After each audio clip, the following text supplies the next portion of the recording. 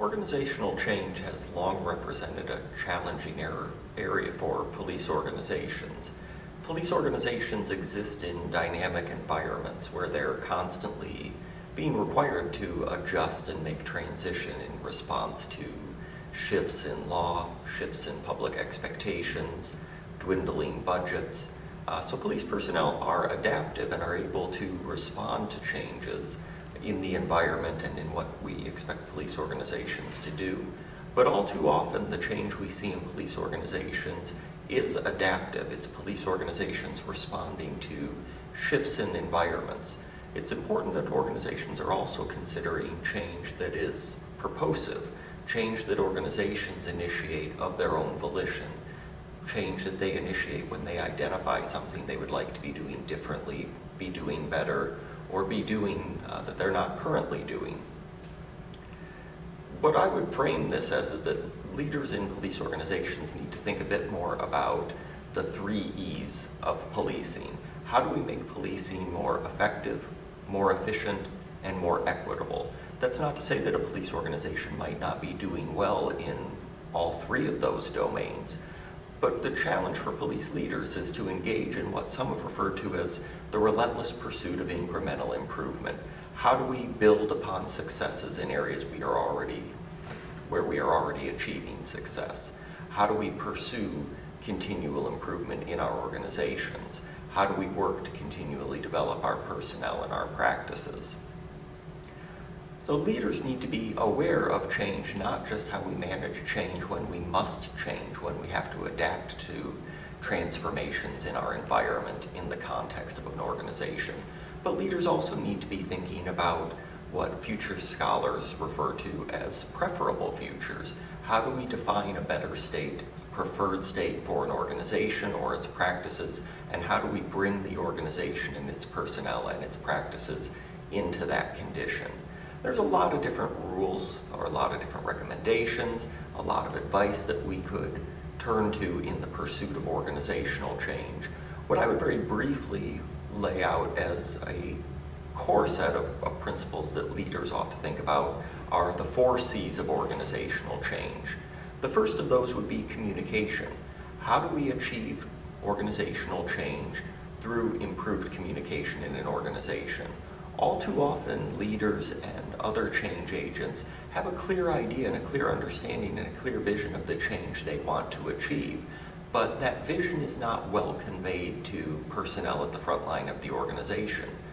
It seems simple to the person advocating change to understand what they're trying to achieve, but often the people actually responsible for carrying out that effort may struggle to understand how they're supposed to modify their approaches, what they're supposed to be doing, how they're supposed to be achieving their job. So communicating what we're trying to accomplish with the change is very important, but also why we're changing our practices. Personnel often want to know why we are pursuing this particular form of change. Why are we modifying our practices? Why are we realigning our structure or reorganizing our agency? So communication is the first C that we might talk about. The second C would be consultation.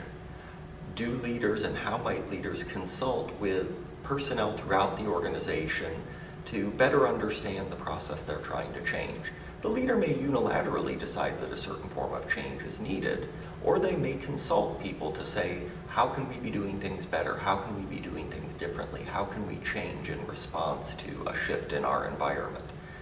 Even where the leader might make a unilateral change decision, that is deciding that change is needed, the leader might wish to consult with people about how to go about that change, how to actually implement and institutionalize that practice.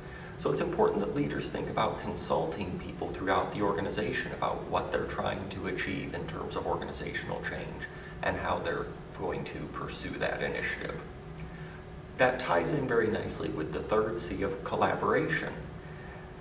By engaging other people in the change process, the process of planning change, the process of implementing change, by giving employees a voice, by communicating with them, it helps employees develop a sense of ownership over what is being changed.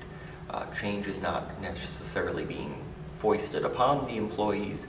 Rather, the employees feel that they have a voice in that process. They develop some ownership and some sense that they want that change to be a success. That might involve reaching out to key people within the organization, key constituent groups in the organization, or key groups outside of the organization. That may be engaging leaders, heads of labor organizations, personnel from different affected units, but in some situations, leaders might also think about engaging with informal leaders, those personnel within the organization, those constables or police officers who might be frontline personnel, but have a great deal of respect among their peers. By engaging those types of personnel, by winning over their hearts and minds that the change is important and valuable and something to be pursued, it may help bring others along in the process. And that leads us to the fourth C, consensus, achieving a shared sense of what we're trying to accomplish, how we're going to go about accomplishing that, why it's important to us in an organization.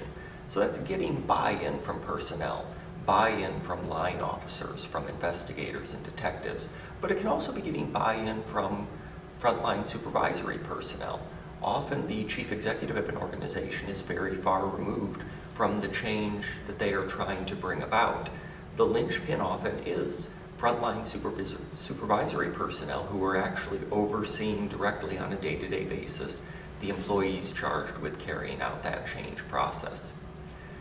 The key to remember about organizational change is that there's not a one-size-fits-all approach. There's not one standard recipe to follow to ensure successful outcomes.